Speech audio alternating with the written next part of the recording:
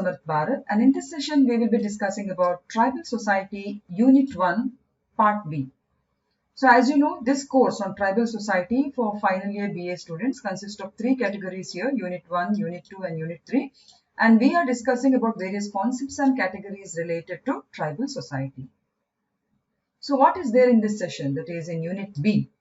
So as you all know, ಈ ಹಾಡಿಗಳು ಅಂತ ಹೇಳಿದ್ರೆ ಈ ಬುಡಕಟ್ಟುಗಳು ವಾಸಿಸುವಂತ ಕಾಲನಿಗಳು, ಕೇರಿಗಳು ಅಂತ ಹೇಳ್ತೇವಲ್ಲ, ಸೊ ಅದು ಮತ್ತು ಬುಡಕಟ್ಟುಗಳಿಗೆ ಸಂಬಂಧಿಸಿದ ವಿವಾಹ ನಿಯಮಗಳು, ಕುಲ ಅಂದ್ರೆ ಏನು, ಹಾಗೇನೆ ವಂಶಾವಳಿ ಅಂದ್ರೆ ಏನು, ಹಾಗೇನೆ ಬಾಂಧವ್ಯ ಮತ್ತು ವಿವಾಹದಲ್ಲಿನ ಸಂಬಂಧಗಳು ಅವರಲ್ಲಿ ಹೇಗಿರುತ್ತೆ, ಪುರುಷ ಮತ್ತು ಮಹಿಳೆಯರಲ್ಲಿ ಅವರಲ್ಲಿ ಸಂಬಂಧಗಳು ಬೇರೆ ಬೇರೆ ಆಯಾಮಗಳಲ್ಲಿ ಹೇಗಿರ್ತದೆ. ಸೊ ಇದನ್ನು ಈ ಸೆಷನ್ ಅಲ್ಲಿ ನಾವು ಡಿಸ್ಕಸ್ ಮಾಡ್ಲಿಕ್ಕಿದ್ದೇವೆ. And of course all this content will definitely be helpful for sociology optional. ನೀವೆಲ್ಲಾದ್ರೂ UPSC ಎಕ್ಸಾಮ್ಸ್ಗೆ ಅಥವಾ PGಗೆ ಏನಾದ್ರೂ ಸೋಶಿಯಾಲಜಿಯನ್ನು ತಗೊಂಡಿದ್ರೆ ಡೆಫಿನೆಟ್ ಆಗಿ ಈ ಮ್ಯಾಟರ್ ನಿಮ್ಗೆ ಅಲ್ಲೂ ಕೂಡ ಹೆಲ್ಪ್ ಆಗುತ್ತೆ. ಅಥವಾ ಸೋಶಿಯಾಲಜಿ ನೆಟ್ ಸ್ಲೆಟ್ ಎಕ್ಸಾಮ್ಸ್ ಬರೆಯುವಂತ ನಮ್ಮ ಟೀಚರ್ಸ್ ಗಳಿಗೂ ಕೂಡ ಈ ಸೆಷನ್ ತುಂಬಾನೇ ಹೆಲ್ಪ್ ಆಗಬಹುದು. First, let us discuss about what is Hadi. See, Hadis are basically referred to as colonies of dwelling or settlements among the tribes in a particular area, and they can be a cluster of Hadis. ಅಂದ್ರೆ ಹಾಡಿಗಳು ಮೂಲಭೂತವಾಗಿ ಒಂದು ನಿರ್ದಿಷ್ಟ ಪ್ರದೇಶದಲ್ಲಿ ಬುಡಕಟ್ಟುಗಳು ನಡುವೆ ವಾಸಿಸುವಂತ ಒಂದು ವಸಾಹತುಗಳು ಅಂತ ಹೇಳಿ ನಾವು ಕರಿಬಹುದು. ಸೊ ಒಂದೇ ಊರಿನಲ್ಲಿ ಬಹಳಷ್ಟು ಈ ರೀತಿಯ ಹಾಡಿಗಳನ್ನು ನಾವು ಕಾಣಬಹುದು. So basically hadis are nothing but colonies of dwelling or settlements of the tribes in a particular area. So ಒಂದು ಏರಿಯಾದಲ್ಲಿ ಬಹಳಷ್ಟು ನಾವು ಈ ರೀತಿಯ ಹಾಡಿಗಳು ಕಾಣಬಹುದು. ಸೊ ಅಲ್ಲಲ್ಲಿ ಅದು ಚದುರಿರ್ತದೆ. So cluster of hadis is nothing but basically they are colonies. ಇಲ್ಲಿ ಫಾರ್ ಎಕ್ಸಾಂಪಲ್ ನೋಡಿ, ಪೇಪರ್ ಅಲ್ಲಿ ಒಂದು ದಿನಪತ್ರಿಕೆಯಲ್ಲಿ ಒಂದು ಸ್ಟೇಟ್ಮೆಂಟ್ 2018 ಅಲ್ಲಿ ಬಂದಿತ್ತು, tribal hadis in Kodagu get free from huts ಅಂತ ಹೇಳಿಬಿಟ್ಟು. ಅಂದ್ರೆ ಈ ಬುಡಕಟ್ಟುಗಳು ವಾಸಿಸುವಂತ ಈ ಒಂದು ಕಾಲನೀಸ್ ಗಳೇನಿದೆ ಅಥವಾ ಹಾಡಿಗಳೇನಿದೆ, ಇಲ್ಲಿ ಅವರು ಮೆನ್ಷನ್ ಮಾಡಿದ್ದಾರೆ 154 tribal hadis in Nagarahole national park limits. They still reside in clay forts and tarpaulin sheets ಅಂತ ಹೇಳಿಬಿಟ್ಟು. ಅಂದ್ರೆ 154 ಇಂತಹ ಒಂದು ಬುಡಕಟ್ಟುಗಳ ವಸಾಹತುಗಳಲ್ಲಿ ಅಥವಾ ಹಾಡಿಗಳಲ್ಲಿ ಇನ್ನೂ ಕೂಡ ಅವರು ಮಣ್ಣಿನ ಮನೆಗಳು ಅಂದ್ರೆ ಕಚ್ಚಾ ಮನೆಗಳು ಮತ್ತು ಟರ್ಪೋಲಿನ್ ಶೀಟ್ಸ್ ಅನ್ನು ತಮ್ಮ ಮನೆಗಳಿಗೆ ಹಂಚಿನ ರೂಪದಲ್ಲಿ ಹಾಕಿ ಬದುಕ್ತಾ ಇದ್ದಾರೆ, ಚಿತ್ರದಲ್ಲಿ ಕಾಣಬಹುದು.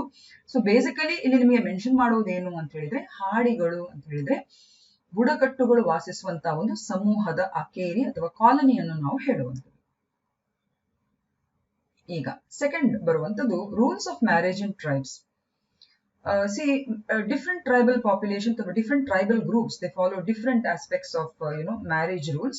So first let us try to understand what are the different types of marriages that takes place, or rules of marriages that takes place in the tribal community.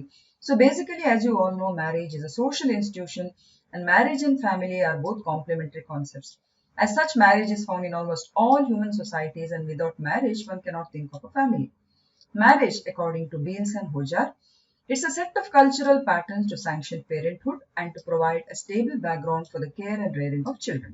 So this is one basic definition. Of course, marriage ki related agi you can also start with Westermarck's definition. That is also a very nice definition. Anyway, now what are the tribal rules related to marriages, and they can be classified into the following types.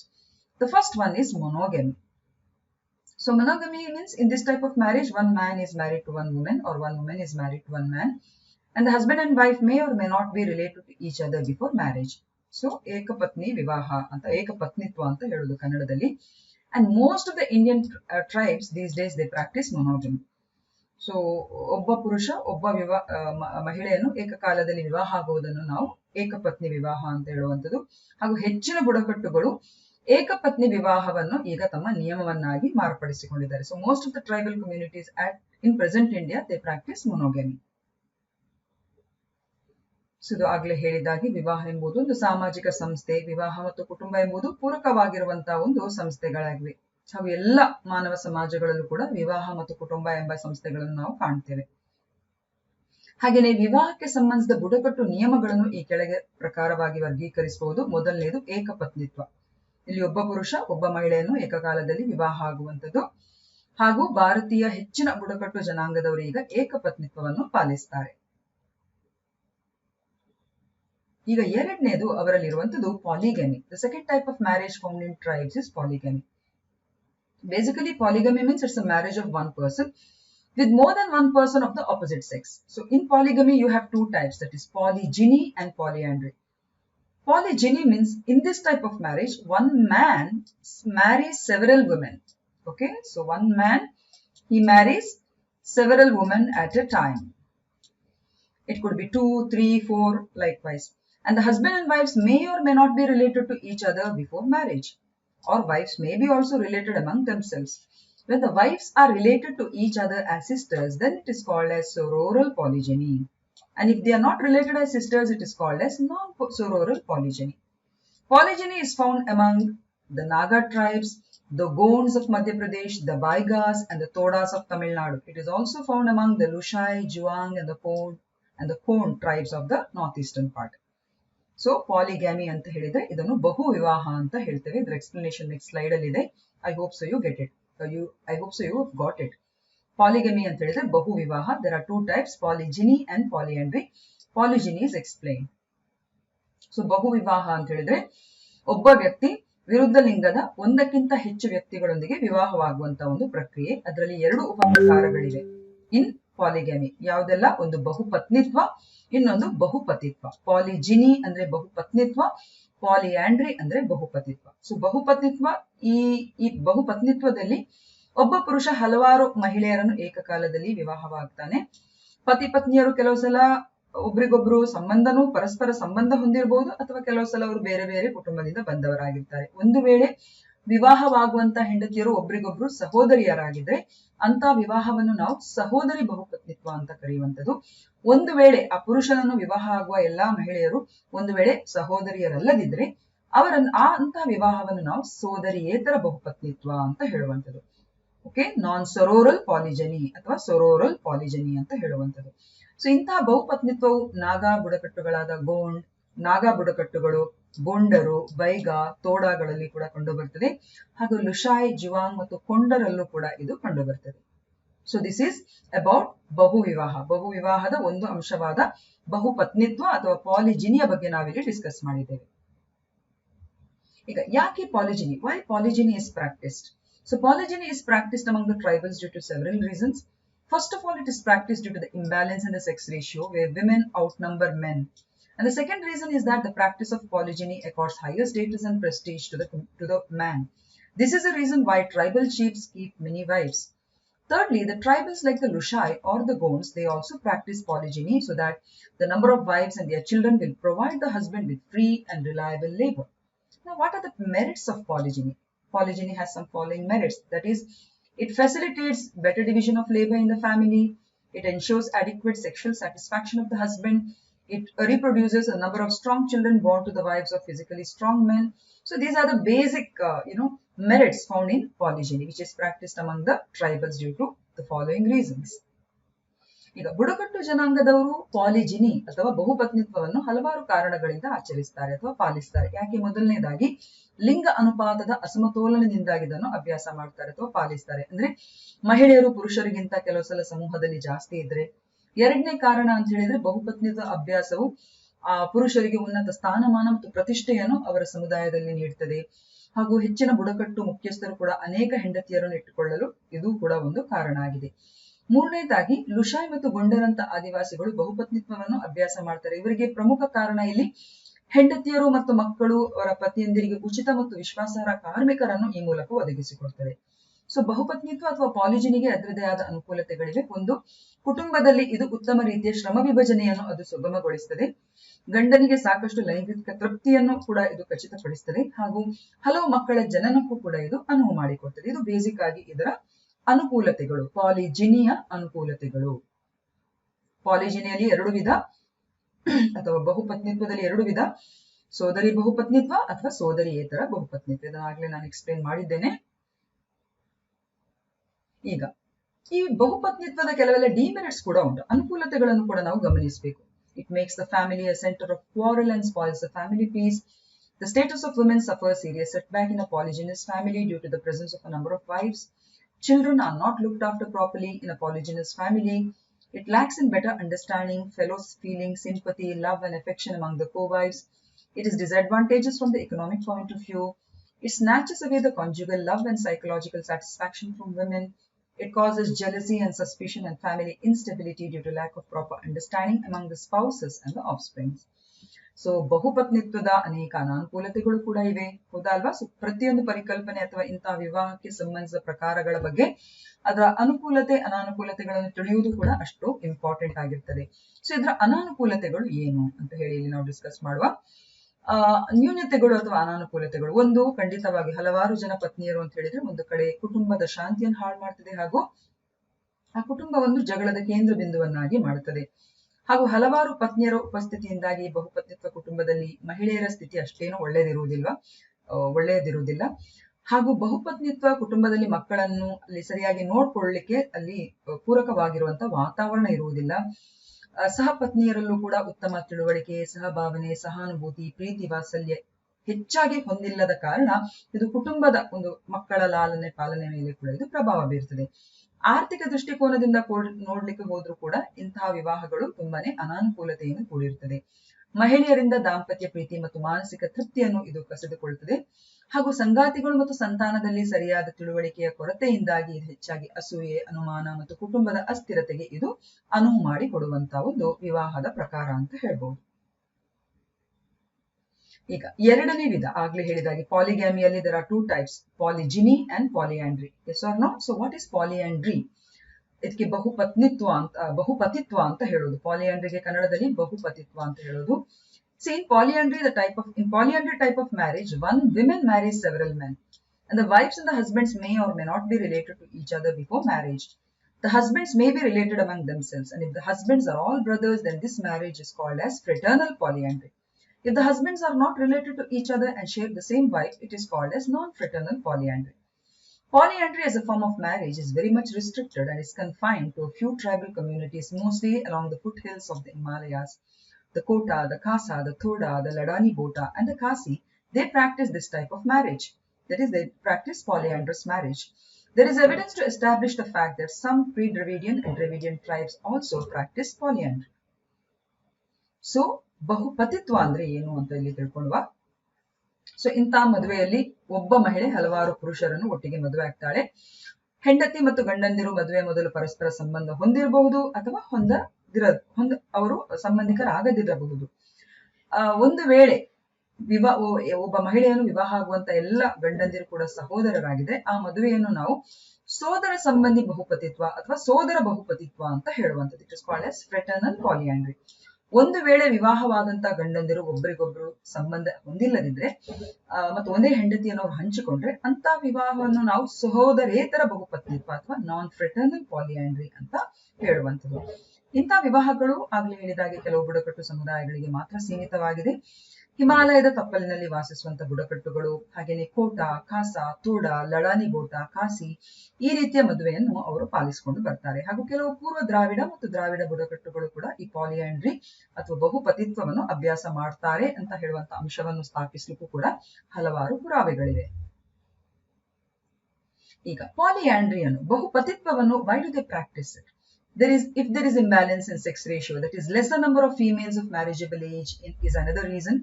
The poor practices of polyandry, whereas the rich can afford to practice polygyny. Fraternal polyandry is often preferred to keep the family property undivided because it does not allow the brothers to marry separate wives and live with them in separate households. Higher bride price may also be considered as another cause of polyandry, and when the husbands are unable to pay the price individually, they may prefer polyandry to monogamy. So ಬಹುಪತಿತ್ವವನ್ನು ಯಾತಕ್ಕೋಸ್ಕರ ಕೆಲವು ಸಮುದಾಯಗಳು ಪಾಲಿಸ್ತಾರೆ ಅಂದ್ರೆ ಇದಕ್ಕೂ ಕೂಡ ಬಹಳಷ್ಟು ಕಾರಣಗಳಿದೆ. ಇದಕ್ಕೆ ಮುಖ್ಯ ಕಾರಣ ಲಿಂಗಾನುಪಾತ ಅಥವಾ ಲಿಂಗಾನುಪಾತದಲ್ಲಿನ ಅಸಮತೋಲನ. ಒಂದು ವೇಳೆ ಅಂತಹ ಸಮುದಾಯಗಳಲ್ಲಿ ಹೆಣ್ಣು ಮಕ್ಕಳ ಸಂಖ್ಯೆ ಕಡಿಮೆ ಇದ್ರೆ ಅಲ್ಲಿ ಕೂಡ ನಾವು ಇಂತಹ ಬಹುಪತಿತ್ವ ಅಂದ್ರೆ ಒಬ್ಬ ಪುರುಷ ಅನೇಕ ಮಹಿಳೆಯರನ್ನು ವಿವಾಹ ಆಗುವಂಥದ್ದು ಅಥವಾ ಸಹೋದರಿಯರನ್ನು ಒಟ್ಟಿಗೆ ವಿವಾಹ ಆಗುವಂಥದ್ದು. ಹಾಗೂ ಕೆಲವು ಕಡೆ ಈ ಕುಟುಂಬದ ಆಸ್ತಿಯನ್ನು ಅವಿಭಜಿತವಾಗಿ ಇರಿಸಲು ಸೋದರ ಸಂಬಂಧಿ ಬಹುಪತಿತ್ವವನ್ನು ಆಚರಿಸ್ತಾರೆ. ಇದನ್ನು ನಾವು ತೊಡವರಲ್ಲಿ ಕಾಣಬಹುದು, ತೋಡಾಸ್ ಅಲ್ಲಿ ಕಾಣಬಹುದು. ಅಲ್ಲಿ ಒಬ್ಬ ಹೆಣ್ಮಗಳು ಹೆಚ್ಚು ಕಡಿಮೆ ಎಲ್ಲ ಸಹೋದರರನ್ನು ಒಟ್ಟಿಗೆ ವಿವಾಹ ಆಗುವಂಥದ್ದು. ಇದಕ್ಕೆ ಪ್ರಮುಖ ಕಾರಣ ಇಷ್ಟೇ, ಕುಟುಂಬದ ಆಸ್ತಿ ಅವಿಭಜಿತವಾಗಿ ಉಳಿಸಿಕೊಳ್ಳಲು ಈ ರೀತಿಯ ಸಂಪ್ರದಾಯವನ್ನು ಆಚರಿಸುವಂಥದ್ದು.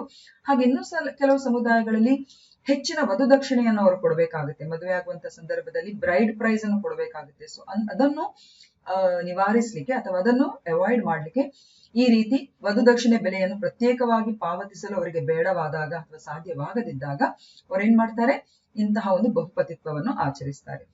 ಈಗ ಹೆಚ್ಚಿನ ಸಮುದಾಯಗಳು ಅಥವಾ ಬುಡಕಟ್ಟು ಸಮುದಾಯಗಳು ಏಕಪತ್ನಿತ್ವವನ್ನು ಪಾಲಿಸುವುದನ್ನು ಕೂಡ ಈಗ ನಾವು ಹೆಚ್ಚಾಗಿ ಕಾಣಬಹುದು. ಈಗ ಅದಲ್ಲದೆ ಇನ್ನು ಕೆಲವೆಲ್ಲ ವಿವಾಹದ ನಿಯಮಗಳು ಅವರಲ್ಲಿ ಕಾಣಬಹುದು. ಒಂದು ಫ್ಯಾಮಿಲಿ ಎಕ್ಸಾಗಮಿ ಅಂತ ಹೇಳಿ, ಕುಟುಂಬದ ಹೊರಗಿನ ಸದಸ್ಯರನ್ನು ವಿವಾಹ ಆಗುವಂಥದ್ದು. ಇನ್ನು clan exogamy, marriage outside the clan, ಅವರ ಕುಲ ಅಂತ ಏನಿರ್ತದೆ ನೋಡಿ.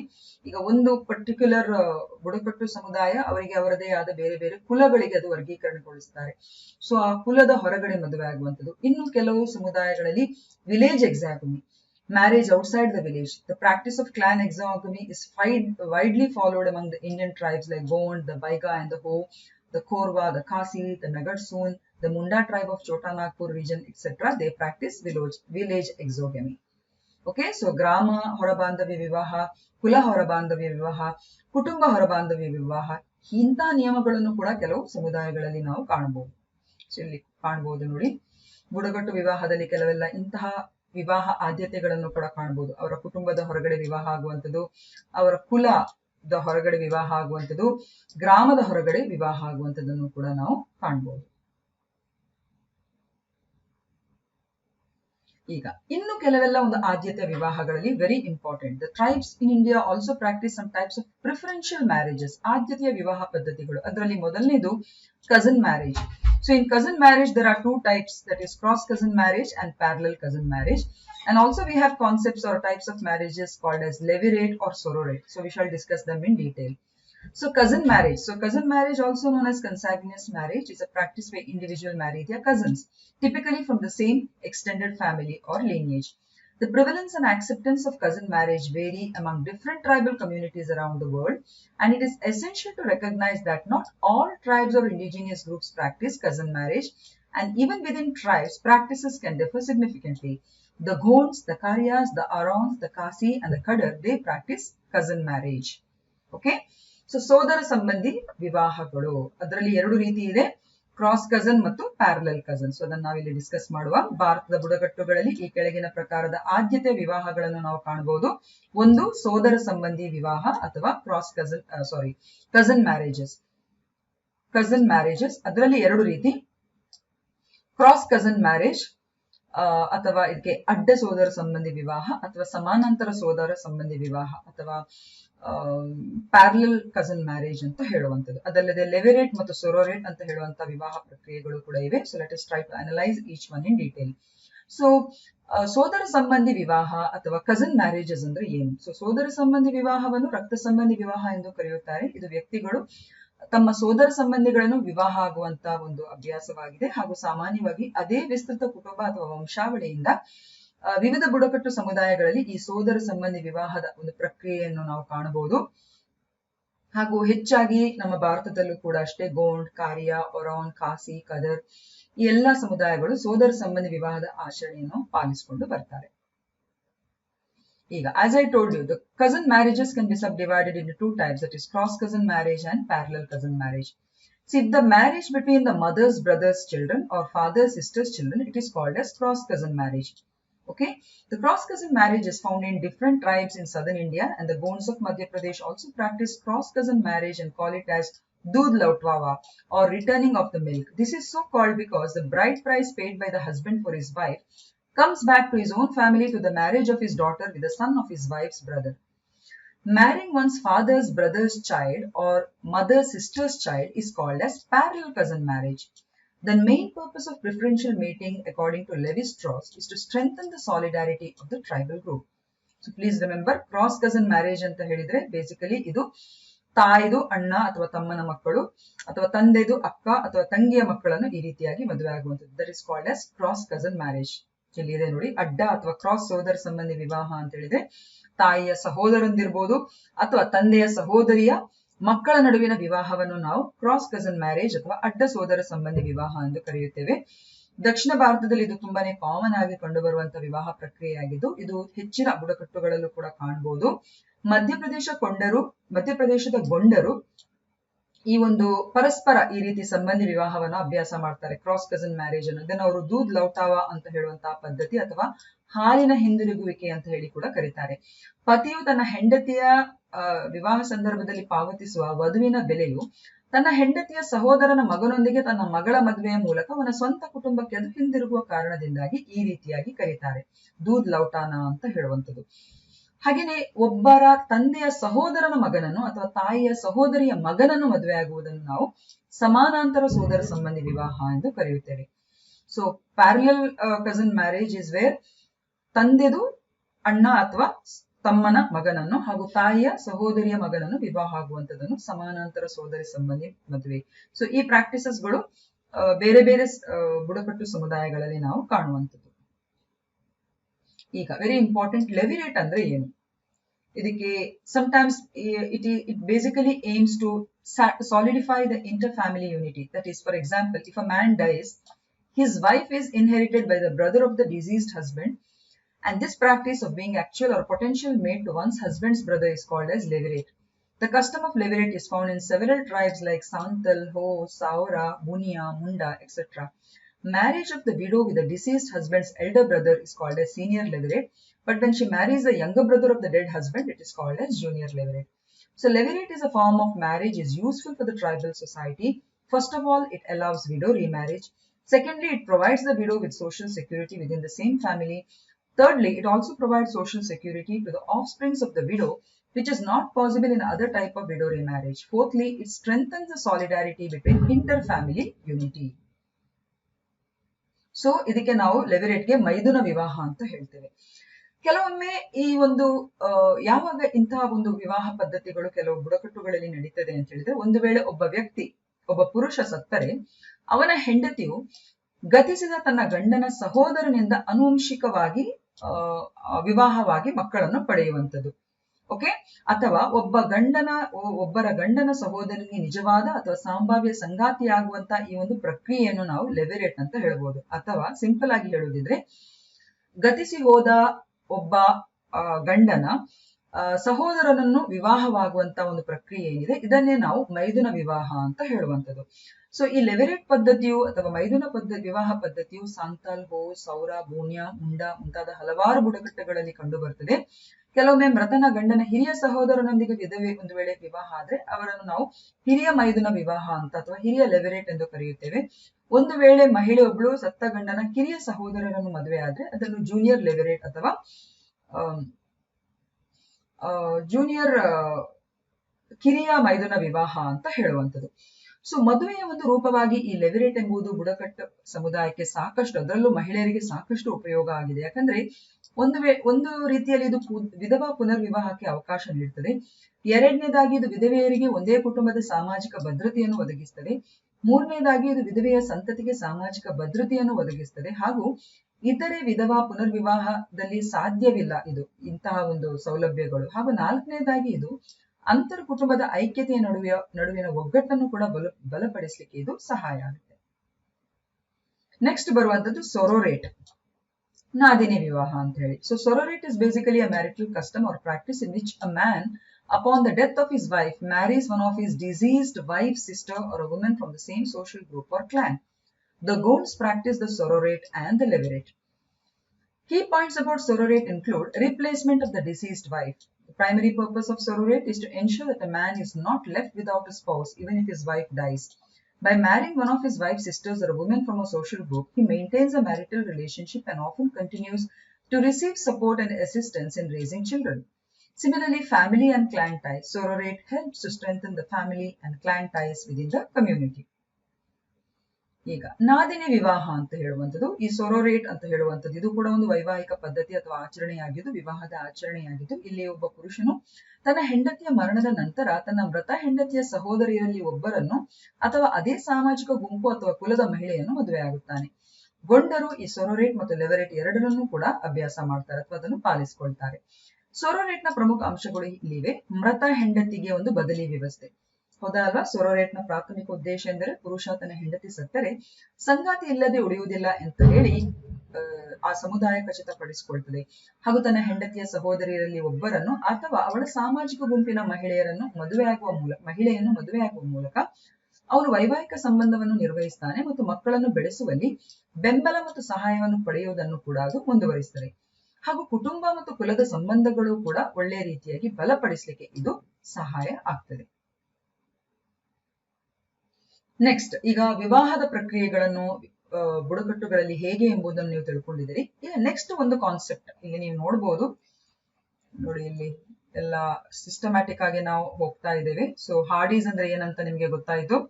ಹಾಗೇನೆ ರೂಲ್ಸ್ ಆಫ್ ಮ್ಯಾರೇಜ್ ಬುಡಕಟ್ಟುಗಳಲ್ಲಿ ಏನು ಅಂತ ಗೊತ್ತಾಯ್ತು. ಈಗ ಕ್ಲಾನ್ ಅಂದ್ರೆ ಏನು, ಲೀನಿಯೇಜ್ ಅಂದ್ರೆ ಏನು, ಕನ್ಸಾಗ್ಯುನಿಟಿ ಅಂದ್ರೆ ಏನು, ಮೇಲ್ ಫಿಮೇಲ್ ರಿಲೇಷನ್ಸ್ ಹೇಗಿರ್ತದೆ, ಇದನ್ನ ನಾವು ತಿಳ್ಕೊಳ್ಳುವ.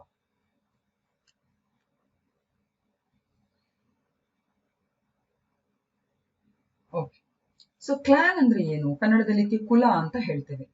A clan is a social and a kinship group within a tribe or a larger community characterized by a shared ancestry, common descent, and a strong sense of solidarity.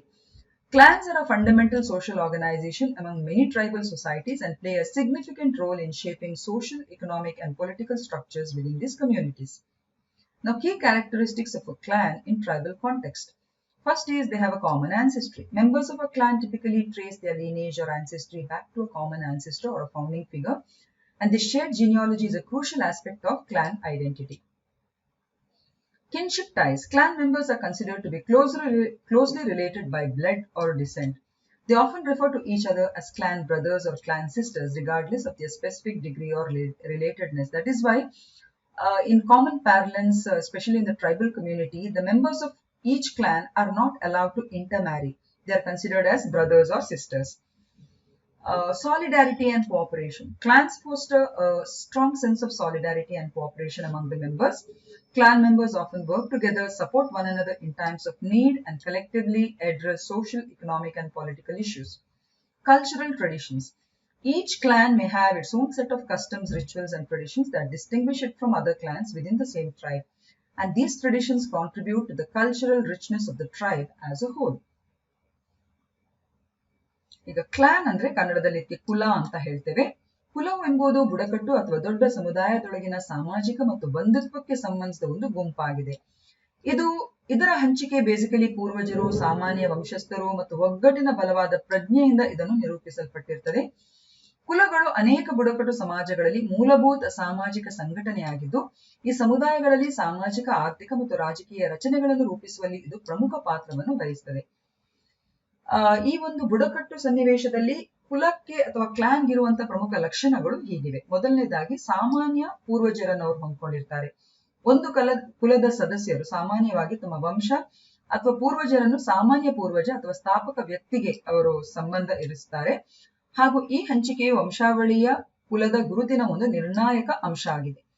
ಇನ್ನೊಂದು ರಕ್ತ ಸಂಬಂಧಗಳು ಅಂದ್ರೆ ಕುಲದ ಸದಸ್ಯರು ತಮ್ಮ ರಕ್ತ ಸಂಬಂಧಿಗಳು ಅಥವಾ ನಿಕಟ ಸಂಬಂಧಿಗಳು ಅಂತ ಹೇಳಿ ಅವರನ್ನು ಪರಿಗಣಿಸ್ತಾರೆ. ಅಂದ್ರೆ ಒಂದೇ ಕುಲಕ್ಕೆ ಸೇರಿದಂತ ಎಲ್ಲ ಸದಸ್ಯರು ರಕ್ತ ಸಂಬಂಧಿಗಳು ಅಂತ ಹೇಳಿ ಪರಿಗಣಿಸ್ತಾರೆ. ಹಾಗಾಗಿ ಅವರೊಳಗೆ ವಿವಾಹ ಪ್ರಕ್ರಿಯೆಗಳು ನಿಷೇಧವಾಗಿರ್ತದೆ. ಒಗ್ಗಟ್ಟು ಮತ್ತು ಸಹಕಾರ. ಕುಲದ ತಮ್ಮ ಸದಸ್ಯರ ನಡುವೆ ಒಗ್ಗಟ್ಟು ಮತ್ತು ಸಹಕಾರದ ಬಲವಾದ ಅರ್ಥವನ್ನು ಇದು ಬೆಳೆಸ್ತದೆ. ಕುಲದ ಸದಸ್ಯರು ಸಾಮಾನ್ಯವಾಗಿ ಒಟ್ಟಿಗೆ ಕೆಲಸ ಮಾಡ್ತಾರೆ, ಅಗತ್ಯ ಸಮಯದಲ್ಲಿ ಪರಸ್ಪರ ಒಬ್ಬರನ್ನೊಬ್ಬರು ಬೆಂಬಲಿಸ್ತಾರೆ ಮತ್ತು ಸಾಮಾಜಿಕ, ಆರ್ಥಿಕ, ರಾಜಕೀಯ ಸಮಸ್ಯೆಗಳನ್ನು ಕೂಡ ಅವರು ಒಟ್ಟಾಗಿ ಪರಿಹರಿಸ್ತಾರೆ. ಇನ್ನು ಸಾಂಸ್ಕೃತಿಕ ಸಂಪ್ರದಾಯಗಳು. ಪ್ರತಿಯೊಂದು ಕುಲವು ತನ್ನದೇ ಆದ ಸಂಪ್ರದಾಯಗಳು, ಆಚರಣೆಗಳು ಮತ್ತು ಸಂಪ್ರದಾಯಗಳನ್ನು ಹೊಂದಿರುತ್ತದೆ ಮತ್ತು ಅದೇ ಬುಡಕಟ್ಟಿನ ಇತರ ಕುಲಗಳಿಂದ ಅದು ಪ್ರತ್ಯೇಕಿಸುತ್ತದೆ. ಈ ಸಂಪ್ರದಾಯಗಳು ಒಟ್ಟಾರೆಯಾಗಿ ಬುಡಕಟ್ಟು ಜನಾಂಗದ ಸಾಂಸ್ಕೃತಿಕ ಶ್ರೀಮಂತಿಕೆಗೆ ಒಂದು ವೇದಿಕೆಯನ್ನು ನಿರ್ಮಾಣ ಮಾಡ್ತದೆ. ಈಗ ನೆಕ್ಸ್ಟ್ ಇದು ಕುಲಕ್ಕೆ ಸಂಬಂಧಿಸಿದ characteristics ಆಯ್ತಾ. Leadership and governance. Some clans have their own leadership structures with clan chiefs or elders responsible for making decisions and resolving disputes within the clan. In some cases, clan leaders may also play roles in the broader tribal governance. So ಕೆಲವು ಕುಲಗಳಿಗೆ ನಾಯಕತ್ವ ಮತ್ತು ಉತ್ತಮ ರೀತಿಯ ಆಡಳಿತಕ್ಕೆ ಸಂಬಂಧಿಸಿದಾಗೆ ಕುಲದಲ್ಲೇ ಒಂದೊಂದು ಲೀಡರ್ಗಳನ್ನು ಅಥವಾ ಮುಖ್ಯಸ್ಥರನ್ನು ಮಾಡಿರ್ತಾರೆ. ಅವರು ಆ ಕುಲಕ್ಕೆ ಸಂಬಂಧಿಸಿದ ಎಲ್ಲ ನಿರ್ಣಯಗಳನ್ನು ಮತ್ತು ಸಂಘರ್ಷಗಳನ್ನು ಪರಿಹರಿಸಲಿಕ್ಕೆ ಅವರು ಜವಾಬ್ದಾರರಾಗಿರ್ತಾರೆ. ಇನ್ನೊಂದು ಟೆರಿಟೋರಿಯಲ್ ಅಫಿಲಿಯೇಷನ್. ಇದಕ್ಕೆ ನಾವು ಪ್ರಾದೇಶಿಕ ಸಂಬಂಧ ಅಂತ ಹೇಳೋದು. Clans may have a specific territories or regions associated with them where their members traditionally reside or conduct activities like farming, hunting or herding. So ಆ ಪ್ರದೇಶಕ್ಕೆ ಸಂಬಂಧಿಸಿದ ಸಂಬಂಧವನ್ನು ಈ ಕುಲಗಳು ಉತ್ತಮ ರೀತಿಯಲ್ಲಿ ಬಲಪಡಿಸುತ್ತದೆ. ಸೊ ಕುಲದ ಸದಸ್ಯರು ಒಟ್ಟಾಗಿ ಬೇರೆ ಬೇರೆ ರೀತಿಯ ಚಟುವಟಿಕೆಗಳು ಲೈಕ್ ಕೃಷಿ ಮಾಡೋದು, ಬೇಟೆ ಆಡೋದು, ಮೇಯಿಸೋದು, ಇಂತಹ ಕೆಲವೆಲ್ಲ ಚಟುವಟಿಕೆಗಳಲ್ಲಿ ಅವರು ಒಟ್ಟಾಗಿ ಪಾಲ್ಗೊಳ್ಳುವುದನ್ನು ಕಾಣಬಹುದು. ಇನ್ನು marriage and endogamy. In many tribal societies, there are rules and norms regarding marriage within the clans.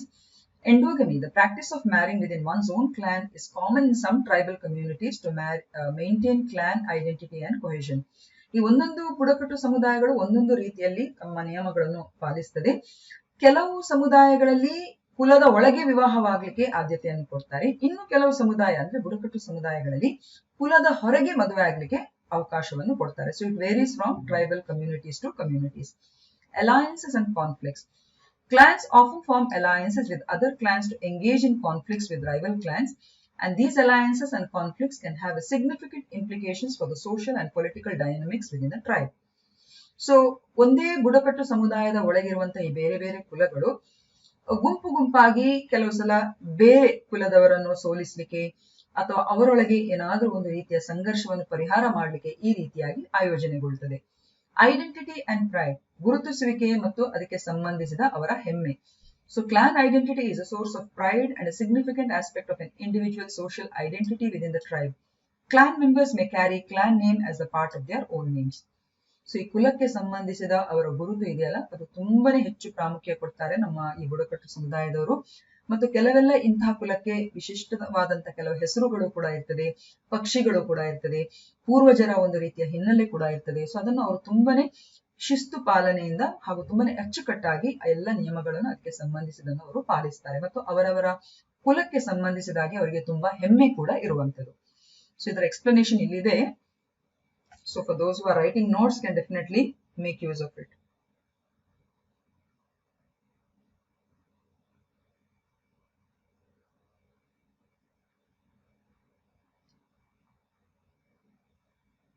Okay. Next ಬರುವಂತದ್ದು lineage. Clan ಅಂದ್ರೆ ಕುಲ, lineage ಅಂದ್ರೆ ವಂಶಾವಳಿ.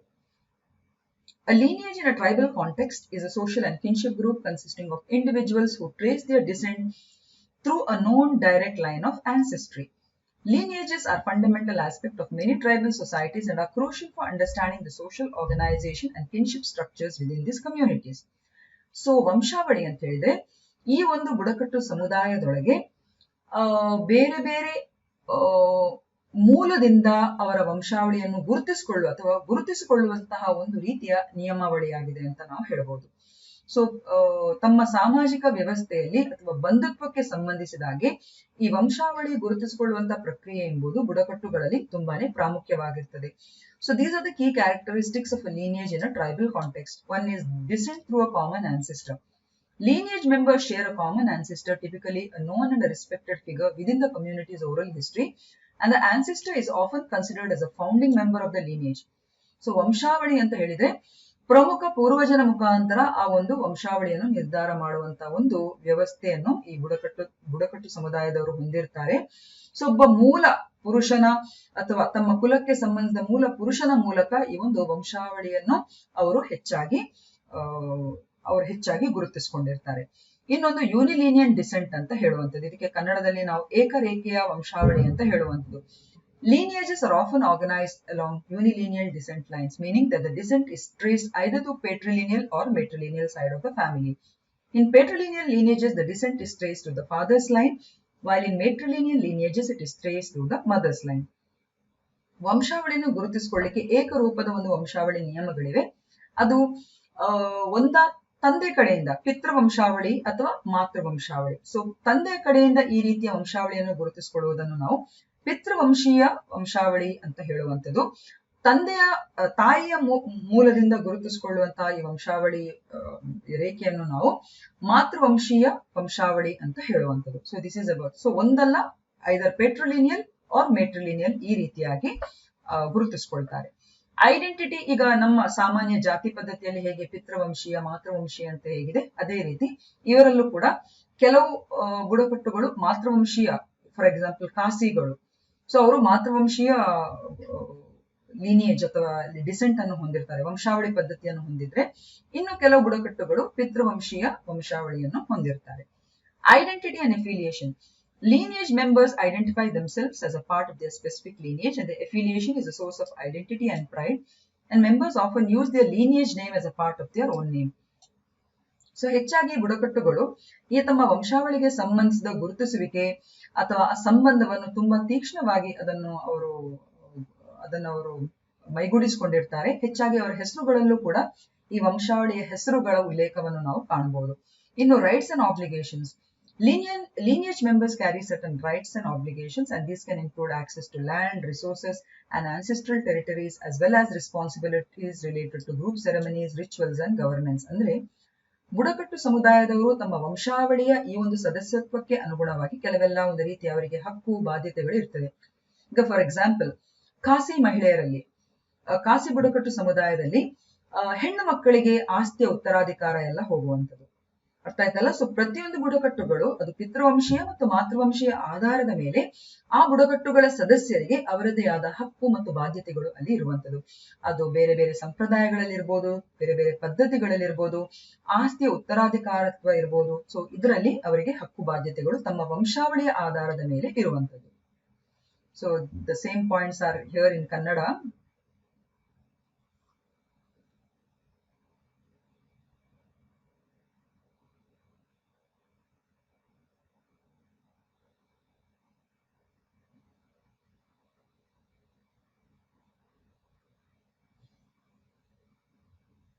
ಓಕೆ, ನೆಕ್ಸ್ಟ್ ಬರುವಂತದ್ದು ಲೀನಿಯೇಜ್, ವಂಶಾವಳಿಗೆ ಸಂಬಂಧಿಸಿದಾಗೆ leadership and governance. In some tribal societies lineages, ಇದು ವಂಶಾವಳಿಗೆ ಸಂಬಂಧಿಸಿದ ಗುಣಲಕ್ಷಣಗಳು. ಆಯ್ತಾ? Lineages have their own leadership structures with a designated leader or elder responsible for making decisions and representing the lineage's interest in broader tribal affairs. So ಈ ವಂಶಾವಳಿಗೆ ಸಂಬಂಧಿಸಿದಾಗಿ ಬುಡಕಟ್ಟುಗಳಲ್ಲಿ ಕೆಲವೆಲ್ಲ ನಾಯಕತ್ವ ಮತ್ತು ಆಡಳಿತಕ್ಕೆ ಸಂಬಂಧಿಸಿದಾಗಿ ಕೆಲವೆಲ್ಲ ರೀತಿ ರಿವಾಜುಗಳು ಕೂಡ ಇವೆ. ಸೊ ಈ ಒಂದು ನಾಯಕತ್ವಕ್ಕೆ ಸಂಬಂಧಿಸಿದ ಈ ಅಂಶಗಳು ಹೆಚ್ಚಾಗಿ ಆ ಗುಂಪು ಅಥವಾ ಬುಡಕಟ್ಟು ಸಮುದಾಯದ ಹಿರಿಯ ಮುಖ್ಯಸ್ಥರನ್ನು ಅಥವಾ ಅದಕ್ಕೆ ಸಂಬಂಧಿಸಿದ ಒಬ್ಬ ನಾಯಕನನ್ನು ಅವರ ಅಸೈನ್ ಮಾಡಿ ಆ ಗುಂಪಿಗೆ ಸಂಬಂಧಿಸಿದ ಎಲ್ಲಾ ರೀತಿಯ ವಂಶಾವಳಿಗೆ ಸಂಬಂಧಿಸಿದ ನಿರ್ಧಾರಗಳನ್ನು ತೆಗೆದುಕೊಳ್ಳಿಕ್ಕೆ ಇದು ಸಹಾಯ ಮಾಡ್ತದೆ. Territorial and economic aspects. Lineages may have specific territories or regions associated with them where they engage in activities such as farming, herding, or hunting. These territories often have historical significance to the lineage. So ಪ್ರಾದೇಶಿಕ ಮತ್ತು ಆರ್ಥಿಕ ಅಂಶಗಳು. So ವಂಶಾವಳಿಗಳು ಕೂಡ ಅಷ್ಟೇ ನಿರ್ದಿಷ್ಟ ಪ್ರದೇಶ ಹಾಗೂ ಕೆಲವೆಲ್ಲ ಭೌಗೋಳಿಕ ಅಂಶಗಳ ಮೇಲೆ ತಮ್ಮ ಒಂದು ರೀತಿಯ ಸಂಬಂಧವನ್ನು ಹೊಂದಿರ್ತದೆ. ಸೊ ಈ ಸಂಬಂಧಕ್ಕೆ ಅನುಗುಣವಾಗಿ ಅಲ್ಲಿ ಆ ಪ್ರದೇಶದಲ್ಲಿ ಅವರು ಬೇರೆ ಬೇರೆ ಚಟುವಟಿಕೆಗಳಲ್ಲಿ ತೊಡಗುವುದನ್ನು ಕೂಡ ಕಾಣ್ತದೆ. ಸೊ ಆ ಒಂದು ವಂಶಾವಳಿಗೆ ಸಂಬಂಧಿಸಿದಾಗೆ ಹಾಗೂ ಐತಿಹಾಸಿಕ ಮಹತ್ವಕ್ಕೆ ಸಂಬಂಧಿಸಿದ ಹಿನ್ನೆಲೆಯಲ್ಲಿ ಈ ಒಂದು ಭೂ ಪ್ರದೇಶವನ್ನು ಅವರು ತೀರಾ ಹಚ್ಚಿಕೊಂಡು ಈ ರೀತಿಯ ಚಟುವಟಿಕೆಗಳನ್ನು ಅವರು ಮಾಡ್ತಾರೆ. ಇನ್ನು marriage rules. Lineages often have rules or norms regarding marriage, and these rules may include restrictions on marriage within the lineage or prescriptions for marriage outside the lineage. So ವಂಶಾವಳಿಗೆ ಸಂಬಂಧಿಸಿದಾಗೆ ಕೂಡ ಬುಡಕಟ್ಟು ಸಮುದಾಯದವರು ತಮ್ಮದೇ ಆದ ವಿವಾಹ ನಿಯಮಗಳನ್ನು ಕೂಡ ಕೈಗೊಂಡಿರ್ತಾರೆ. ಒಂದಾದ ಹೊರ ಬಾಂಧವ್ಯ ಅಥವಾ ಅದು ಒಳ ಬಾಂಧವ್ಯ ವಿವಾಹ ನಿಯಮಗಳನ್ನು ಒಳಗೊಂಡಿರ್ತದೆ. ಇನ್ನು ancestral worship and rituals. Many lineages have their own ancestral rituals and ceremonies which are performed to honor and remember their common ancestors. These rituals often play a significant role in maintaining lineage cohesion and identity. It's important to recognize that the specific structure and significance of lineages can vary widely among different tribal societies. While some tribes place a strong emphasis on lineage-based social organization, others may have different kinship systems or social structures in place.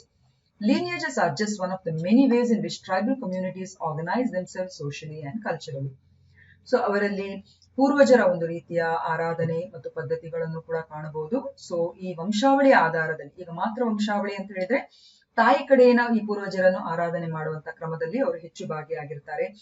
ಪಿತೃವಂಶೀಯ ಈ ಒಂದು ವಂಶಾವಳಿಯಲ್ಲಿ ತಂದೆ ಕಡೆಯ ಈ ಪೂರ್ವಜರನ್ನು ಆರಾಧನೆ ಮಾಡುವಂಥದ್ದು. So it depends upon which type of lineage the tribe belongs to.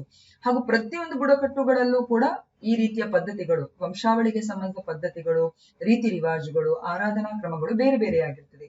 ಒಟ್ಟಾರೆಯಾಗಿ ಏನ್ ಹೇಳ್ಬೋದು ಅಂತ ಹೇಳಿದ್ರೆ, ಈ ವಂಶಾವಳಿಗಳು ಪ್ರಮುಖವಾಗಿ ಈ ಬುಡಕಟ್ಟು ಸಮುದಾಯಗಳನ್ನು ಸಾಮಾಜಿಕ ಮತ್ತು ಸಾಂಸ್ಕೃತಿಕವಾಗಿ ಸರಿಯಾದ ರೀತಿಯಲ್ಲಿ ಆರ್ಗನೈಸ್ ಮಾಡ್ಕೊಳ್ಳಿಕ್ಕೆ ತುಂಬಾನೇ ಸಹಾಯವಾಗುವಂತಹ ಒಂದು ಅಂಶ ಅಂತ ಹೇಳ್ಬೋದು. ಸೊ ಇದು ಲೀನಿಯೇಜ್ ಅಥವಾ ಈ ನಮ್ಮ ವಂಶಾವಳಿಗೆ ಸಂಬಂಧಿಸಿದ ಇತರ ಆಗ ಹೇಳಿದ ಈ ಒಂದು ಎಕ್ಸ್ಪ್ಲನೇಷನ್ಸ್ ಇಲ್ಲಿದೆ.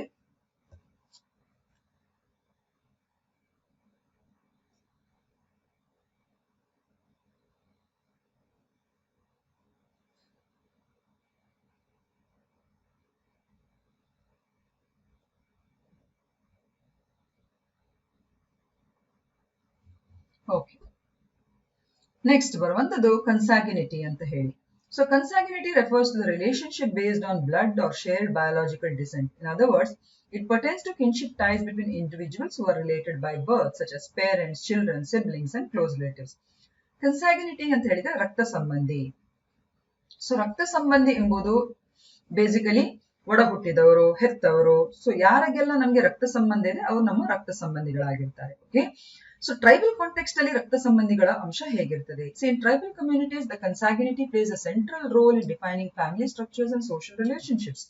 Tribes often have elaborate systems for tracing and recognizing consanguineal relationships which can influence inheritance, rights and obligations within the community. So ರಕ್ತ ಸಂಬಂಧಿಗಳು ಅಂತ ಹೇಳಿದ್ರೆ ಬುಡಕಟ್ಟು ಸಮುದಾಯದಲ್ಲಿ ಅದು ಪ್ರಮುಖ ಪಾತ್ರವನ್ನು ವಹಿಸುತ್ತದೆ. ಸೊ ಅವರಿಗೆ ವಿಶೇಷವಾಗಿರುವಂತಹ ಕೆಲವೆಲ್ಲ ಸಿಸ್ಟಮ್ಗಳಿವೆ, ವ್ಯವಸ್ಥೆಗಳಿವೆ. ಹೇಗೆ ರಕ್ತ ಸಂಬಂಧಿಗಳನ್ನು ನಾವು ಗೊತ್ತು ಹಿಡಿಬೇಕು, ಹೇಗೆ ರಕ್ತ ಸಂಬಂಧಿಗಳು ಬೇರೆ ಬೇರೆ ರೀತಿಯ ವಂಶಾವಳಿ ಅಥವಾ ಹಕ್ಕು ಬಾಧ್ಯತೆಗಳಿಗೆ ಸಂಬಂಧಿಸಿದಾಗಿ ಯಾವ ಹಂತದಲ್ಲಿ ಅಥವಾ ಯಾವ ರೀತಿಯಲ್ಲಿ ಅವರನ್ನು ಇಟ್ಕೊಳ್ಬೇಕು ಅಂತ ಹೇಳುವುದಕ್ಕೆ ಅವರದೇ ಆದ ರೀತಿ ನಿಯಮಗಳು ಇವೆ. ಯಾಕೆ ಈ ರಕ್ತ ಸಂಬಂಧಿಗಳ ಅಂಶ ಟ್ರೈಬಲ್ ಕಮ್ಯುನಿಟಿಯಲ್ಲಿ ತುಂಬಾನೇ important? See, consanguinity is very crucial in determining the distribution of resources including land and livestock, and in defining who has access to certain privileges or responsibilities within the tribe. It also influences marriage rules and preferences, as some tribes prioritize marrying within specific consanguineal groups to maintain kinship ties.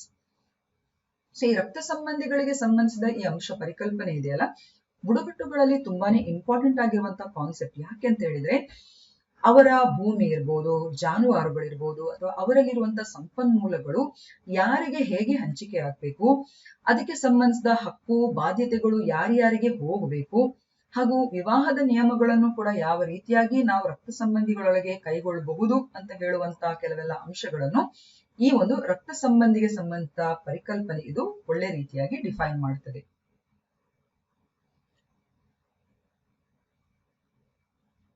ಕೆಲವು ಬುಡಕಟ್ಟುಗಳಲ್ಲಿ ರಕ್ತ ಸಂಬಂಧಿ ಗುಂಪುಗಳಲ್ಲಿ ಮದುವೆ ಆಗಲು ಕೂಡ ಅಲ್ಲಿ ಆದ್ಯತೆಯನ್ನು ಕೊಡ್ತಾರೆ. ಆಕ್ಚುಲಿ ರಕ್ತ ಸಂಬಂಧಿಗಳಲ್ಲಿ ವಿವಾಹ ಆಗುವಂಥದ್ದು ಬಹಳಷ್ಟು ರೇರ್. ಆದ್ರೆ there are some tribal communities which give more preference to blood related, ಅಂದ್ರೆ ರಕ್ತ ಸಂಬಂಧಿಗಳ ಗುಂಪಿನಲ್ಲಿ ವಿವಾಹ ಆಗ್ಲಿಕ್ಕೆ ಅವರ ಆದ್ಯತೆಯನ್ನು ಕೊಡ್ತಾರೆ. ಬೇಸಿಕ್ ಇಷ್ಟೇ, ಅವರ ಒಂದು ಪ್ಯೂರಿಟಿ ಆಫ್ ಅಥವಾ ಅವರ ಒಂದು ಟ್ರೈಬ್ ಅನ್ನು ತುಂಬಾನೇ ಪ್ರಿಸೈಸ್ ಆಗಿ ಇಟ್ಟುಕೊಳ್ಳಿಕ್ಕೆ ಈ ರೀತಿಯ ಆಚರಣೆಗಳನ್ನು ಕೂಡ ಕೆಲವು ಸಮುದಾಯಗಳಲ್ಲೂ ಕೂಡ ನಾವು ಕಾಣಬಹುದು. ಇನ್ನೊಂದು affinity. Affinity refers to a relationship established through marriage or other forms of partnership. It encompasses the ties between a marriage and their spouse relatives, as well as relationships created by marriage alliances between different families or tribes. So basically ಇದಕ್ಕೆ ನಾವು ಬಾಂಧವ್ಯ, ವಿವಾಹ ಬಾಂಧವ್ಯ ಅಂತ ಹೇಳೋದು. So ವಿವಾಹದ ಮೂಲಕ ಈ ರೀತಿಯ ಸಂಬಂಧಗಳು ಬೆಳೆಸುವುದನ್ನು ನಾವು ಅಫಿನಿಟಿ ಅಥವಾ ವಿವಾಹ ಬಾಂಧವ್ಯ ಅಂತ ಹೇಳುವಂಥದ್ದು. ಸೊ ಟ್ರೈಬಲ್ ಕಾಂಟೆಕ್ಸ್ಟ್ ಅಲ್ಲಿ ಅಫಿನಿಟಿ ಹೇಗೆ ಕೆಲಸ ಮಾಡ್ತದೆ? So affinity is significant in tribal societies as it extends the social network beyond the immediate family. Marital alliances can create bonds between different clans or tribes, leading to cooperation, trade and mutual support. So ಬುಡಕಟ್ಟುಗಳು ಇಂತಹ ಒಂದು ವಿವಾಹ ಒಂದು ಪ್ರಕ್ರಿಯೆಯನ್ನು ಅಂದ್ರೆ ಈ ರೀತಿ ಬಾಂಧವ್ಯದ ಮೂಲಕ ಅಥವಾ ವಿವಾಹದ ಮೂಲಕ ತಮ್ಮ ಒಂದು ನಿರ್ದಿಷ್ಟ ಸಮುದಾಯಕ್ಕಿಂತ ಹೊರ ಭಾಗದಲ್ಲಿ ಈ ರೀತಿ ವಿವಾಹ ಸಂಬಂಧಗಳನ್ನು ಬೆಳೆಸಿಕೊಂಡು ತಮ್ಮ ಸಮುದಾಯವನ್ನು ಹೆಚ್ಚುವರಿಯಾಗಿ ವಿಸ್ತರಿಸಲಿಕ್ಕೆ ಕೂಡ ಈ ಒಂದು ಬಾಂಧವ್ಯ, ವಿವಾಹ ಬಾಂಧವ್ಯಕ್ಕೆ ಸಂಬಂಧಿಸಿದ ಸಂಬಂಧಗಳು ಕೂಡ ಇಲ್ಲಿ ಪ್ರಮುಖ ಪಾತ್ರವನ್ನು ವಹಿಸುತ್ತವೆ. So what are the importance? Affilial relationships are often governed by specific customs and rules.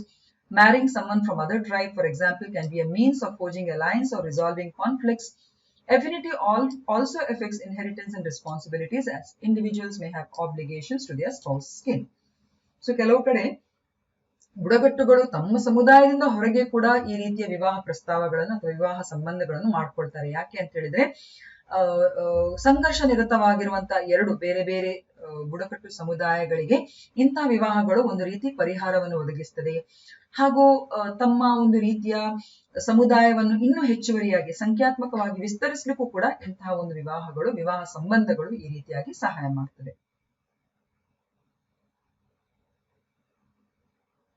ವಿವಾಹ ಬಾಂಧವ್ಯ, ಎಫಿನಿಟಿ ಮೀನ್ಸ್ ವಿವಾಹ ಬಾಂಧವ್ಯ ಅಂದ್ರೆ ವಿವಾಹದ ಮೂಲಕ ಬೆಳೆಯುವಂತ ಬಾಂಧವ್ಯಕ್ಕೆ ನಾವು ಎಫಿನಿಟಿ ಅಥವಾ ವಿವಾಹ ಬಾಂಧವ್ಯ ಅಂತ ಹೇಳುವಂಥದ್ದು. ಎಫಿನಿಯಲ್ ಸಂಬಂಧಗಳು ಅಂತ ಕೂಡ ಹೇಳ್ಬೋದು. ಓಕೆ, ಕೊನೆಯದಾಗಿ ಮೇಲ್ female relations in tribal communities. So male-female relations in tribal communities are influenced by specific cultural, social and historical contexts of each tribe. There is a considerable diversity among tribal societies in India, and the dynamics of gender relations can vary significantly from one community to another. However, there are certain general patterns and characteristics that can be observed in nature. So ಒಂದೊಂದು ಬುಡಕಟ್ಟು ಸಮುದಾಯಗಳಲ್ಲಿ ಹೆಣ್ಣು ಮತ್ತು ಗಂಡಿಗೆ ಸಂಬಂಧಗಳು ಒಂದು ರೀತಿ ವ್ಯತ್ಯಾಸ ಇರ್ತದೆ. ಸೊ ಅದು ಅವರವರ ಸಾಂಸ್ಕೃತಿಕ, ಸಾಮಾಜಿಕ ಮತ್ತು ಐತಿಹಾಸಿಕ ಹಿನ್ನೆಲೆಯ ಮೇಲೆ ಕೂಡ ಅದು ಪ್ರಭಾವ ಬೀರಿರ್ತದೆ. Egalitarianism and gender roles. Okay, ಸಮಾನತವಾದ ಮತ್ತು ಲಿಂಗ ಪಾತ್ರಗಳು. In some tribal communities gender roles are relatively egalitarian. Women may participate in various aspects of economic and social life, including agriculture, hunting, gathering, decision making within the community. However, the degree of gender equality may vary among tribes, and some may not. Some may have more traditional gender roles and divisions of labor. So ಒಂದೊಂದು ಸಮುದಾಯದಲ್ಲಿ ಈ ರೀತಿಯ ಪಾತ್ರಗಳು, ಹೆಣ್ಣು ಗಂಡಿನ ಪಾತ್ರಗಳು ಬೇರೆ ಬೇರೆ ಆಗಿರ್ತದೆ. ಕೆಲವು ಸಮುದಾಯಗಳಲ್ಲಿ ಸಮಾನಾಂತರವಾಗಿರ್ತದೆ. ಹೆಣ್ಣು ಮಕ್ಕಳಿಗೆ ಹೆಚ್ಚಾಗಿ ಕೃಷಿ, ಬೇಟೆ, ಕುಟುಂಬದ ಲಾಲನೆ ಪಾಲನೆ ಮತ್ತು ಕೆಲವೆಲ್ಲ ನಿರ್ಣಯ ಮಾಡುವಂತ ಒಂದು ಜವಾಬ್ದಾರಿ ಕೂಡ ಅವರಿಗೆ ವಹಿಸಿರ್ತದೆ.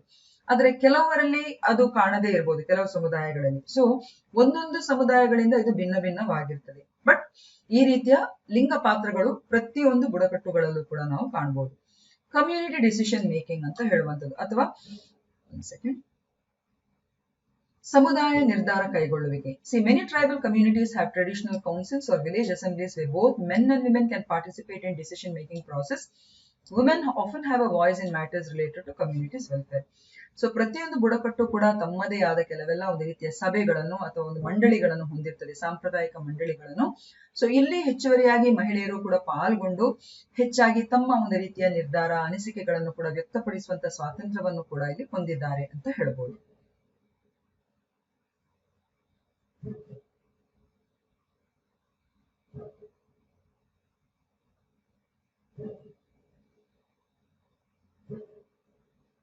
ಇನ್ನು marriage and family. Marriage practices differ among tribes that we have already dealt in the previous slides. Endogamy and exogamy are very common, with specific rules and customs guiding the mate selection. In some tribes, matrilineal system exists, where descent and inheritance are traced through the mother's line, leading to a more prominent role for women in property and family matters. In patrilineal tribes, descent and inheritance are traced through the father's line, which may influence power dynamics within the family. ವಿವಾಹ ಮತ್ತು ಕುಟುಂಬಗಳಲ್ಲೂ ಕೂಡ ಅಷ್ಟೇ ನಾವು ಬಹಳಷ್ಟು ವ್ಯತ್ಯಾಸಗಳನ್ನು ಕಾಣಬಹುದು. ಕೆಲವು ಸಮುದಾಯಗಳಲ್ಲಿ ಒಳಬಾಂಧವ್ಯ ವಿವಾಹವನ್ನು ಆಚರಿಸ್ತಾರೆ, ಇನ್ನು ಕೆಲವಲ್ಲಿ ಹೊರಬಾಂಧವ್ಯ ವಿವಾಹವನ್ನು ಆಚರಿಸ್ತಾರೆ. ಇನ್ನು ಕೆಲವು ಬುಡಕಟ್ಟುಗಳಲ್ಲಿ ಮಾತೃವಂಶಾವಳಿ ವ್ಯವಸ್ಥೆಯನ್ನು ನಾವು ಕಾಣಬಹುದು. ಸೊ ಇಲ್ಲಿ ಮಹಿಳೆಯರು ಎಲ್ಲಾ ರೀತಿಯ ಪ್ರಾತಿನಿಧ್ಯವನ್ನು ಹೊಂದಿರ್ತಾರೆ, ಹಾಗೂ ಕುಟುಂಬದ ಆಸ್ತಿ ಇರ್ಬೋದು ಅಥವಾ ಕುಟುಂಬದ ಎಲ್ಲಾ ರೀತಿಯ ಜವಾಬ್ದಾರಿಗಳು ಹೆಣ್ಣಿನ ಮೂಲಕ ಅದು ಪರಿಪಾಲನೆ ಆಗುವಂಥದ್ದು. ಸೊ ಇಂತಹ ಕುಟುಂಬಗಳಲ್ಲಿ ಹೆಣ್ಣಿಗೆ ಅಲ್ಲಿ ಹೆಚ್ಚಿನ ಪ್ರಾಬಲ್ಯ ಇರುವಂಥದ್ದು. ಇನ್ನು ಪೇಟ್ರಿಲಿನಿಯಲ್ ಅಂದ್ರೆ ಪಿತೃವಂಶೀಯ ಕುಟುಂಬ ವ್ಯವಸ್ಥೆಯನ್ನು ಪಾಲಿಸುವಂತ ಬುಡಕಟ್ಟುಗಳಲ್ಲಿ ತಂದೆಯ ಮೂಲಕ ಅವರಿಗೆ ಈ ಒಂದು ರೀತಿಯ ಜವಾಬ್ದಾರಿಗಳು, ಆಸ್ತಿಯ ಹಂಚಿಕೆ ಇತ್ಯಾದಿಗಳೆಲ್ಲ ಬರುವಂಥದ್ದು. ಸೊ ಇಂತಹ ಒಂದು ಬುಡಕಟ್ಟು ಕುಟುಂಬಗಳಲ್ಲಿ ಪುರುಷರ ಪ್ರಾತಿನಿಧ್ಯ ಇಲ್ಲಿ ಹೆಚ್ಚು ಕಾಣ್ತದೆ. Next, when it comes to division of labor or ಶ್ರಮ ವಿಭಜನೆ. The division of labor between men and women varies among tribes, and in some communities both men and women engage in similar economic activities, while in others there may be more distinct gender-specific roles. Women often play a crucial role in food production through activities like farming, gathering and food processing. ಶ್ರಮ ವಿಭಜನೆ ಎಂಬುದು ಪ್ರತಿಯೊಂದು ಬುಡಕಟ್ಟುಗಳಲ್ಲಿ ಪುರುಷರು ಮಹಿಳೆಯರಲ್ಲಿ ಕಾಣಬಹುದು. ಮಹಿಳೆಯರಿಗೆ ಹೆಚ್ಚಾಗಿ ಆರ್ಥಿಕ ಚಟುವಟಿಕೆಗಳಾದ ಹಾಗೂ ಮನೆಯನ್ನು ಸಂಭಾಳಿಸುವಂತ ಅಥವಾ ಕೃಷಿ ಚಟುವಟಿಕೆಗಳಲ್ಲಿ ಹೆಚ್ಚಾಗಿ ನಿರತರಾಗಿದೆ. ಪುರುಷರು ಹೆಚ್ಚಾಗಿ ಮನೆಯ ಹೊರಗಿನ ಇತ್ಯಾದಿ ಚಟುವಟಿಕೆಗಳಲ್ಲಿ ಅವರು ತೊಡಗಿಸಿಕೊಂಡಿರ್ತಾರೆ. ಸೊ ಒಂದಲ್ಲ ಒಂದು ರೀತಿಯ ಶ್ರಮ ವಿಭಜನೆಯ ಅಂಶಗಳನ್ನು ನಾವು ಈ ರೀತಿ ಬುಡಕಟ್ಟುಗಳಲ್ಲಿ ಕಾಣಬಹುದು. Next is social norms and practices. Social norms related to modesty, dress, and behavior can vary among tribes. Some tribes have traditional clothing and ornamentation that are specific to a gender. Rituals and ceremonies related to puberty, marriage, childbirth often have gender-specific roles and practices. So ಹೆಚ್ಚಿನ ಬುಡಕಟ್ಟುಗಳಲ್ಲಿ ಪುರುಷರಿಗೆ ಮಹಿಳೆಯರಿಗೆ ಅವರದೇ ಆದ ಒಂದು ರೀತಿಯ dress ಅಂದ್ರೆ ವಸ್ತ್ರಾಭರಣ ಇರ್ಬೋದು ಅಥವಾ ಯುನೋ ಕ್ಲೋದಿಂಗ್ ಆರ್ನಮೆಂಟ್ಸ್ ಇತ್ಯಾದಿಗಳೆಲ್ಲ ಇರ್ತದೆ. ಸೊ ಇನ್ನು ಕೆಲವು ಸಮುದಾಯಗಳಲ್ಲಿ ಈ ಪ್ಯೂಬರ್ಟಿ ಇರ್ಬೋದು ಅಥವಾ ವಿವಾಹ ಇರ್ಬೋದು ಅಥವಾ ಮಕ್ಕಳಿಗೆ ಜನ್ಮ ನೀಡುವ ಪ್ರಕ್ರಿಯೆಗಳಿಗೆ ಸಂಬಂಧಿಸಿದಾಗೆ ಬೇರೆ ಬೇರೆ ರೀತಿಯ ಪುರುಷರಿಗೆ ಮತ್ತು ಮಹಿಳೆಯರಿಗೆ ಬೇರೆ ಬೇರೆ ರೀತಿಯ ರೀತಿ ರಿವಾಜ ಕ್ರಮಗಳನ್ನು ನಾವು ಕಾಣಬಹುದು.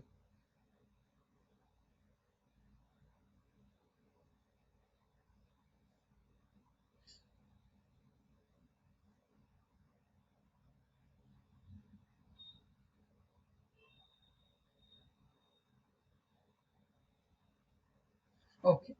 Challenges and changes. So tribal communities like others are not static, and changes can occur due to external influences like modernization and development projects. These changes can impact the traditional gender roles and relations. Issues such as gender-based violence, access to education, healthcare, and economic opportunities can affect gender relations within tribal communities. So ಯಾವುದೇ ಈ ರೀತಿಯ ಲಿಂಗಾಧಾರಿತವಾಗಿರುವಂತಹ ಸಂಬಂಧಗಳು ಅಥವಾ ಸ್ತ್ರೀ ಪುರುಷಕ್ಕೆ ಸಂಬಂಧಿಸಿದ ಈ ಒಂದು ಸಂಬಂಧಗಳು ಬುಡಕಟ್ಟುಗಳಲ್ಲಿ ಇದ್ರೂ ಕೂಡ ಹೊಸ ರೀತಿಯ ಬಾಹ್ಯ ಪ್ರಭಾವಗಳು, ಆಧುನೀಕರಣ, ಅಭಿವೃದ್ಧಿ ಕಾರ್ಯಗಳು ಇವರ ಈ ಒಂದು ಪ್ಯಾಟರ್ನ್ ಅಥವಾ ಇವರ ಈ ಒಂದು ವ್ಯವಸ್ಥೆಯಲ್ಲಿ ಖಂಡಿತವಾಗಿ ಬದಲಾವಣೆಯನ್ನು ತರುವಂತ ಪ್ರಯತ್ನವನ್ನು ಮಾಡುತ್ತದೆ. Cultural diversity. It's essential to recognize that diversity among tribal communities in India means that gender relations can vary significantly among tribes. Cultural practices, beliefs and norms may vary differently. So, ಹೆಚ್ಚಿನ ಎಲ್ಲ ಬುಡಕಟ್ಟುಗಳಲ್ಲಿ ಅವರದೇ ಆದ ಸಾಂಸ್ಕೃತಿಕ ವೈವಿಧ್ಯತೆಯನ್ನು ಕೂಡ ಕಾಣಬಹುದು. So ಈ ವೈವಿಧ್ಯತೆಗೆ ಅನುಗುಣವಾಗಿ ಪುರುಷ ಮತ್ತು ಸ್ತ್ರೀಯ ಸಂಬಂಧಕ್ಕೆ ಸಂಬಂಧಿಸಿದಾಗೆ ಅವರಲ್ಲಿ ಬೇರೆ ಬೇರೆ ರೀತಿಯ ನಂಬಿಕೆ, ನಿಯಮಗಳು ಮತ್ತು ಸಾಂಸ್ಕೃತಿಕ ಆಚರಣೆಗಳನ್ನು ನಾವು ಕಾಣಬಹುದು.